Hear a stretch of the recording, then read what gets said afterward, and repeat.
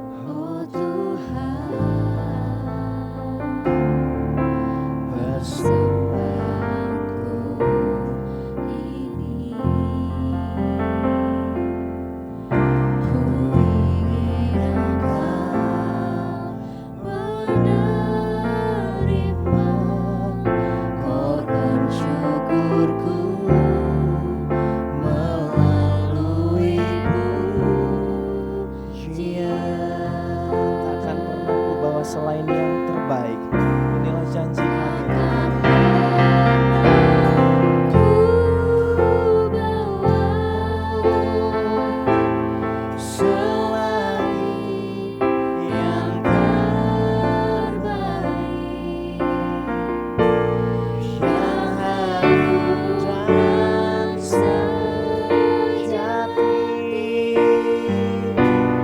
Di hadapan Allah.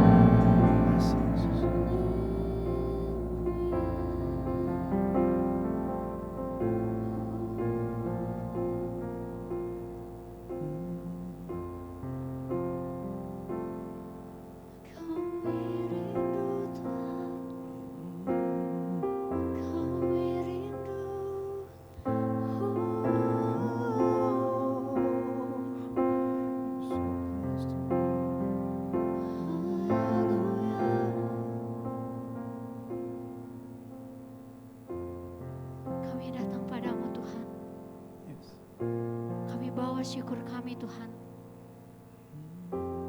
di atas altar Engkau Bapa. Terima kasih Tuhan. Satu hal Tuhan yang kami sangat rindukan ya Tuhan. Kami ingin Tuhan selalu berada di dekat-Mu ya Bapa. Ya Yesus. Terima kasih Tuhan. Haleluya.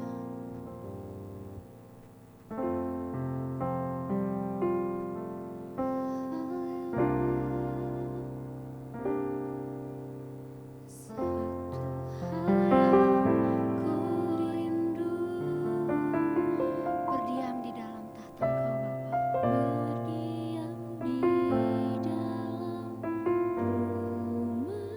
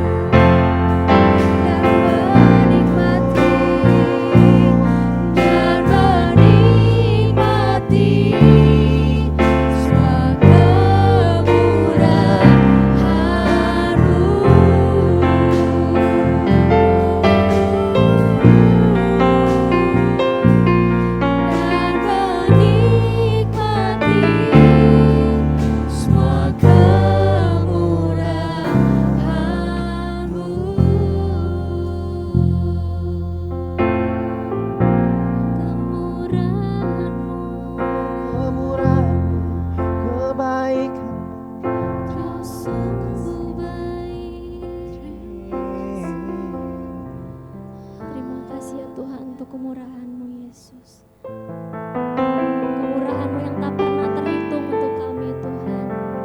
Dan kami mau yakin ya Tuhan bahwa di setiap kehidupan kami, di setiap pencobaan kami, di setiap apapun rintangan kami, masalah kami Tuhan, sukacita, duka cita ya Tuhan, sampai sepanjang umur hidup kami ya Tuhan, kami mau mengiring-Mu Yesus. Mari naikkan pujian bersama-sama. Mari angkat tangan kita. Kita katakan, mengiring-Mu seumur hidupku, masuk dalam rencana-Mu Bapa. Pikiranku, kehendakku, Kami serahkan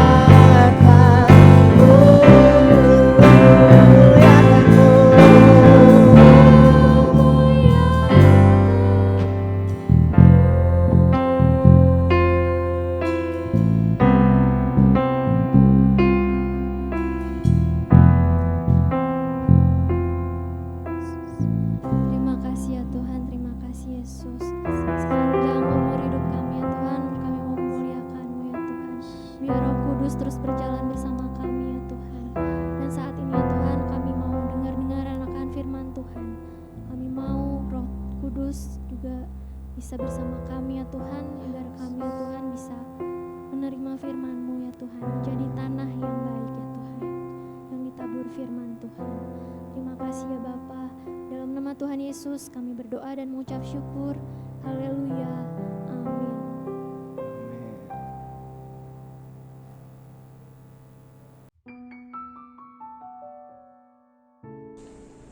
Shalom, selamat pagi Bapak dan Ibu dan saudara-saudara yang dikasihi oleh Tuhan kita Yesus Kristus. Selamat berjumpa dalam ibadah online pada pagi hari ini. Pada pagi hari ini kita sudah masuk di hari ke-24 di tahun 2021. Wow, waktunya berjalan dengan cepat. Dan pada pagi hari ini saya mengajak Anda untuk dengar-dengaran atau mendengar firman Tuhan dari kitab Mazmur pasal 11. Saya akan membacakannya. Untuk pemimpin biduan dari Daud. Pada Tuhan aku berlindung. Bagaimana kamu berani berkata kepadaku, terbanglah ke gunung seperti burung. Sebab lihat, orang fasik melentur busurnya. Mereka memasang anak panahnya pada tali busur untuk memanah orang yang tulus hati di tempat gelap. Apabila dasar-dasar dihancurkan, apakah yang dapat dibuat oleh orang benar itu? Tuhan ada di dalam bait-Nya yang kudus. Tuhan tahtanya di surga, matanya mengamat-amati, sorot matanya menguji anak-anak manusia. Tuhan menguji orang benar dan orang fasik, dan Ia membenci orang yang mencintai kekerasan. Ia menghujani orang-orang fasik dengan arang berapi dan belerang, angin yang menghanguskan. Itulah isi piala mereka. Sebab Tuhan adalah adil dan Ia mengasihi keadilan. Orang yang tulus akan memandang wajah-Nya. Saya berikan tema khotbah saya adalah iman yang teguh di tengah kesulitan yang besar. Saya sudah berkali-kali berbicara kepada Bapak Ibu Saudara bahwa masalah tidak pernah berakhir. Hanya orang yang beriman yang akan menang. Kesulitan tidak pernah berakhir. Hanya orang yang beriman itu yang menang. Mazmur pasal 11 ini berlatar belakang pengalaman Daud sendiri ketika Daud dikepung oleh Raja Saul di Bukit Hakilah. Dikepung oleh Raja Saul dengan 3.000 tentara jumlahnya.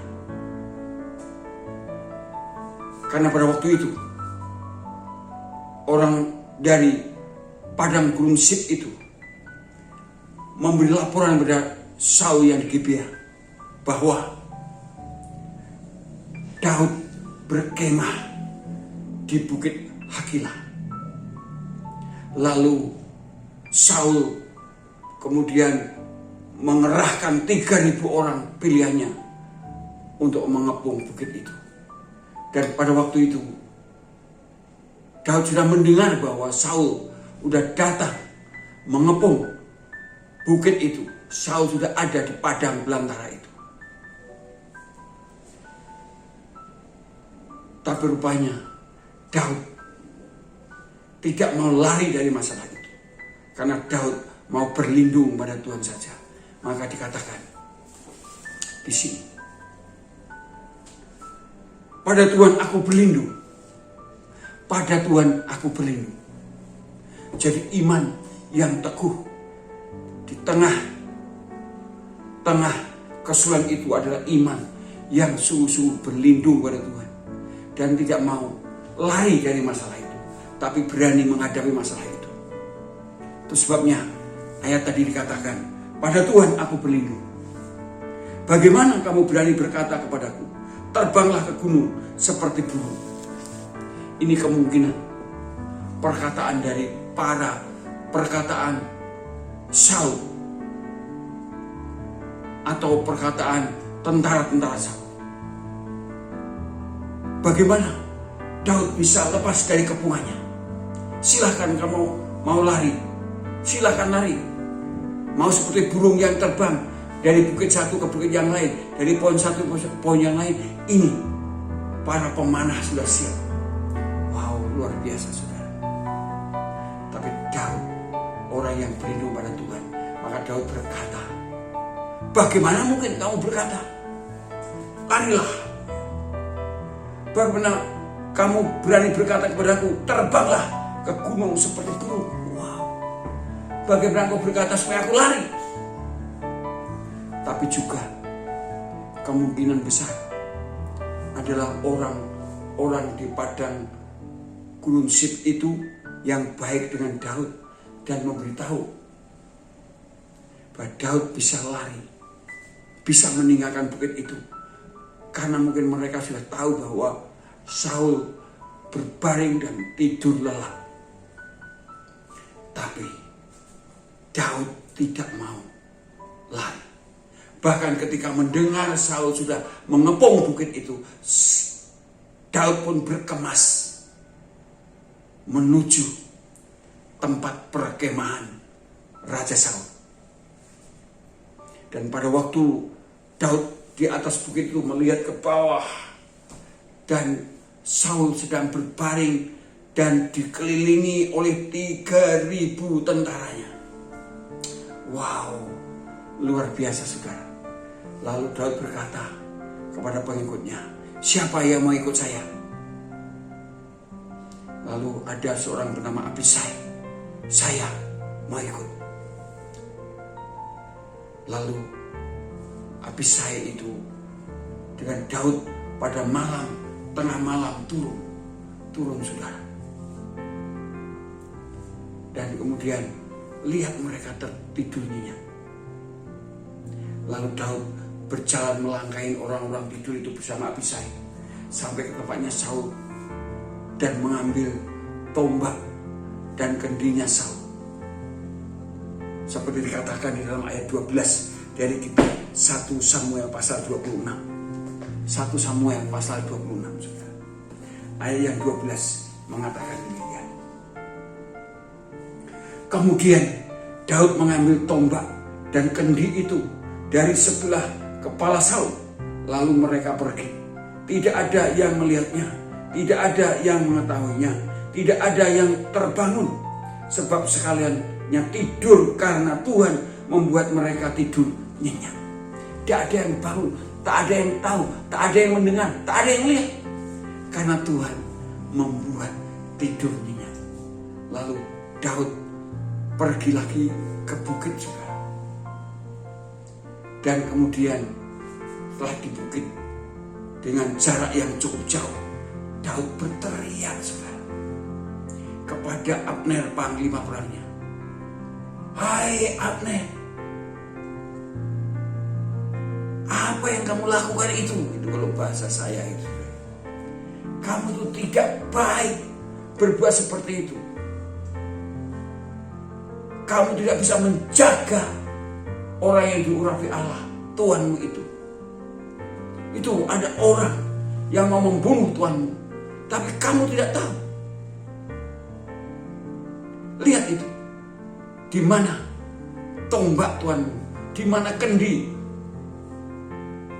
Lalu pada waktu itu Saul mendengar teriakan dan berkata, suara Daud anak Kukah itu.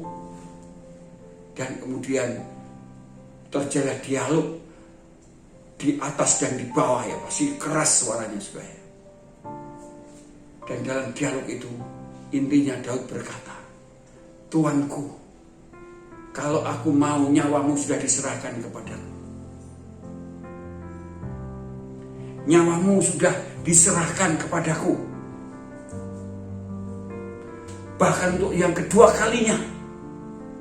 Karena pada waktu Daud ada di gua itu juga bisa membunuh Saul, tapi tidak mau. Ini juga tidak mau. Dan dalam akhir dialog itu, Saul berkata di dalam kitab 1 Samuel pasal 26 ayat yang 25. Lalu berkatalah Saul kepada Daud, diberkatilah kiranya engkau anakku Daud, Apa jua pun yang kau perbuat, pastilah berhasil, pastilah engkau sanggup melakukannya. Lalu pergilah Daud meneruskan perjalanannya dan pulanglah Saul ke tempatnya. Saul nggak jadi menangkap Daud, saudara. Pulang dan Daud juga pergi. Mengapa, saudara? Karena Daud yakin, dia sungguh-sungguh yakin mendapat perlindungan Allah. Allah melindungi Daud, Allah menolong Daud, Allah membela Daud.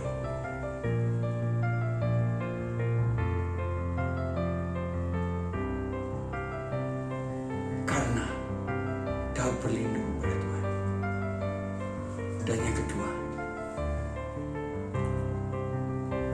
Daud punya keyakinan bahwa Tuhan itu membela orang benar. Mari kita perhatikan, saudara. Ayat yang ke-3 sampai 7. Saya akan membaca dari kitab Mazmur pasal yang ke-11 itu. Mazmur pasal 11 ayat yang ke-3 sampai 7. Apabila dasar-dasar dihancurkan, apakah yang dapat dibuat oleh orang benar itu? Tuhan ada di dalam bait-Nya yang kudus. Tuhan tahtanya di surga, matanya mengamat-amati, sorot matanya menguji anak-anak manusia. Tuhan menguji orang benar dan orang fasik, dan Ia membenci orang yang mencintai kekerasan. Ia menghujani orang fasik dengan arang berapi dan belerang, angin yang menghanguskan. Itulah isi piala mereka, sebab Tuhan adalah adil dan Ia mengasihi keadilan. Orang yang tulus akan memandang wajahnya. Ayat 3 dikatakan, apabila dasar dihancurkan, apakah yang dapat dibuat oleh orang benar itu? Mengapa Daud berkata demikian? Karena seolah-olah Raja Saul sudah berkuasa. Karena Raja Saul sudah menghancurkan dasar-dasar. Dasar-dasar apa? Dasar-dasar firman Tuhan. Saul sudah mengalahkan segala cara. Dia membenci Daud, memburu Daud untuk membunuh Daud. Tanpa ada dasar kecuali dasarnya iri. Karena mendengar paduan suara bait Allah yang mengatakannya, menyanyikannya bahwa Daud mengalahkan berlaksa-laksa, sedang Saul hanya beribu-ribu saja. Menimbulkan kebencian dan berusaha untuk membunuh Daud. Bahkan orang-orang yang berusaha melindungi Daud pun dibunuhnya, seperti Imam Dinob yang dengan tidak tahu bahwa Daud itu pelarian dari raja. Tapi karena tidak tahu, ketika Daud sampai ke Nob, kelaparan minta makan, diberilah roti sajian yang tidak boleh pada siapa-siapa, tapi pada Daud diberikan karena Imam Dinob itu tahu bahwa Daud adalah, tahunya Daud itu orang kepercayaannya, bukan orang pesakitannya. Lalu Daud minta, apakah ada senjata, karena ini perintah raja yang buru-buru, perintah yang sangat penting, sehingga pun gak membawa senjata. Dan imam itu memberikan tombaknya Goliat yang dikalahkan Daud itu disimpan di situ, lalu diambil Daud. Setelah Saul mendengar itu, maka semua imam Dinob dan anak cucu cicitnya, menantunya, semua dihabisin, dibunuh, saudara. Karena Saul benar-benar sudah menjadi orang fasik, sudah meninggalkan Tuhan, sudah tidak melakukan perintah Tuhan. Karena memang roh Allah sudah meninggalkan Saul, karena Saul tidak melakukan perintah-perintah Tuhan. Dia gagal melakukan perintah Tuhan. Tetapi walaupun Saul berkata, apa yang kamu buat kalau sudah seperti ini? Kamu sudah aku kepung, gak mungkin kamu bisa lari. Tapi Daud punya keyakinan bahwa Tuhan itu menguji, semua orang itu diuji oleh Tuhan. Dan Tuhan itu juga menguji orang benar dan orang fasik. Orang benar itu adalah orang yang percaya kepada Tuhan. dan melakukan perintah-perintahnya, itu orang benar. Jadi orang benar tidak cukup hanya percaya kepada Yesus, dibenarkan, titik, enggak saudara. Tapi harus percaya dan melakukan perintah Tuhan. Kalau tidak melakukan perintah Tuhan, itu pendusta, itu bohong. Itu masih di dalam kegelapan, belum di dalam terang Kristus. Orang fasik adalah orang yang tidak percaya kepada Tuhan. Dan juga orang yang percaya kepada Tuhan, tetapi tidak melakukan perintah Tuhan seperti Raja Saul. Daud punya keyakinan bahwa Tuhan itu menguji semua orang. Dan Tuhan itu juga menguji orang benar dan orang fasik tadi. Dan Tuhan itu benci kepada kekerasan. Dan Tuhan itu akan menghujani orang fasik itu dengan arang api dan belerang. Mengapa Daud memasukkan itu, saudara? Mengatakan begitu karena Daud pasti sudah memahami Sodom dan Gomora. Bagaimana Sodom Gomora itu sudah merusak dasar-dasar kehidupan manusia yang paling hakiki, yaitu firman Allah. Orang Sodom itu tidak melakukan perintah Allah, hidup menurut hawa nafsunya sendiri. Dan akhirnya dihancurkan oleh Allah melalui arang yang berapi dicampur belerang. Memang Raja Saul tidak mati seperti itu, saudara. Karena Raja Saul mati, bunuh diri ketika perang dengan orang Filistin. Ketika anaknya mati semua termasuk Yonatan, maka kemudian Saul menancapkan dirinya di atas tombaknya sendiri. Bunuh diri, saudara. Bapak Ibu Saudara yang dikasihi oleh Tuhan Yesus Kristus, marilah kita punya keyakinan seperti Daud, yaitu Tuhan kita adalah Tuhan tempat perlindungan kita. Mari kita terus berlindung pada Tuhan, minta Tuhan menolong kita. Tuhan membela kita di masa-masa sulit seperti sekarang ini pun. Bagaimana Allah membela kita, menjaga kesehatan kita, memelihara kita, dan juga membuka pintu-pintu berkat hidup kita, sehingga kita kecukupan, bahkan bisa berkelimpahan, sehingga kita tetap eksis dalam hidup dan pelayanan untuk memuliakan Tuhan. Percayalah, Tuhan itu selalu membela orang benar. Tuhan itu selalu membela orang yang benar. Orang yang benar yaitu orang yang percaya kepada Tuhan, yaitu Tuhan Yesus, kita Yesus Kristus, dan mau melakukan perintah-perintahnya. Kalau saya dan saudara sungguh-sungguh percaya kepada Tuhan Yesus Kristus, berserah penuh seperti Daud, yaitu berlindung pada Tuhan, itu berarti berserah penuh pada Tuhan Yesus Kristus, dan terus tekun melakukan perintah-perintah Tuhan. Saya percaya bahwa saya dan saudara itu pasti dibela oleh Allah, pasti dilindungi oleh Allah, pasti diberkati oleh Allah, pasti dipakai oleh Allah di masa yang sulit seperti sekarang ini pun. Kita akan mengalaminya. Tapi jangan lupa, koreksi diri kita masing-masing. Apakah saudara sungguh-sungguh sudah percaya kepada Tuhan Yesus Kristus menjadi Tuhan dan Juru Selamat saudara secara pribadi? Dan apakah saudara sungguh-sungguh bertekun, berjuang sungguh-sungguh untuk tetap dapat melakukan perintah-perintah Tuhan? Karena itulah yang dibela oleh Tuhan, yang ditolong oleh Tuhan, yang dilindungi oleh Tuhan, yang tetap dipakai oleh Tuhan, dan diberkati oleh Tuhan kita Yesus Kristus. Amin. Selamat pagi, selamat berkarya. Tuhan beserta kita senantiasa.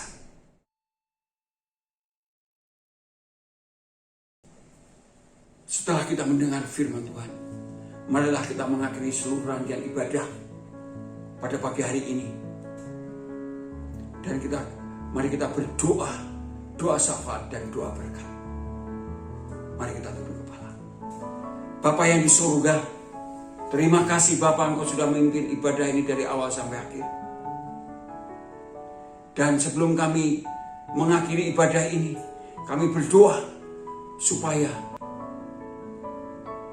vaksin COVID yang sudah dimulai dari Pak Presiden sudah mulai divaksin, dan terus pada para pejabat, para pelayan-pelayan kesehatan dan sebagainya, supaya ini sungguh-sungguh bisa lancar. Bahkan Tuhan memberkati sehingga ada kecukupan vaksin Sinovac ini, sehingga 300 juta penduduk Indonesia ini semua dapat divaksin dan tidak ada yang menolak. Semua mau divaksin. Biarlah Tuhan menyediakan pendanaannya sehingga semua berjalan lancar dan dipercepat, sehingga tidak sampai 1 tahun semuanya sudah beres, sehingga kami semua dapat beraktivitas dengan baik walaupun tetap memperhatikan protokol kesehatan. Tapi kami percaya semua itu, jikalau Allah yang menghentikan, pasti semua dilancarkan dan vaksin ini betul-betul dipakai oleh Tuhan. Kalau Tuhan yang memang menghentikan melalui vaksin ini, dan itulah kerinduan kami Tuhan, namun kehendak-Mu yang jadi. Kami serahkan ke tangan kuasa Tuhan. Dan biarlah damai sejahtera Allah yang tidak sama dengan dunia itu nyata dalam kehidupan anak-anak-Mu ya Tuhan. Demikian juga kasih dan kuasa Allah yang ada dalam perusahaan Bapa, Anak, dan Roh Kudus sungguh nyata, menyertai, membimbing, menolong, memberkati jemaat-Mu dari sekarang dan selamanya. Amin.